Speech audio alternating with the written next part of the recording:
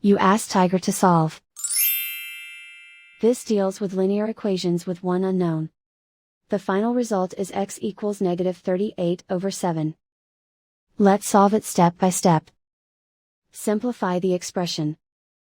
Multiply the fractions. Break up the fraction. Simplify the fraction. Find the greatest common factor of the numerator and denominator. Factor out and cancel the greatest common factor. Expand the parentheses. Multiply the coefficients. Simplify the arithmetic.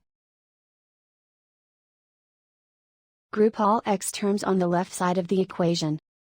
Subtract 10x from both sides. Group like terms. Simplify the arithmetic. Group like terms. Simplify the arithmetic. Group all constants on the right side of the equation. Subtract 2 from both sides. Simplify the arithmetic.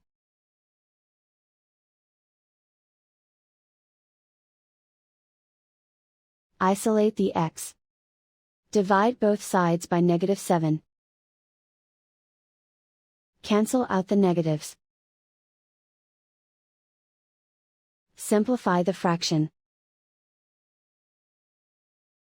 Move the negative sign from the denominator to the numerator. And so the final result is x equals -38/7.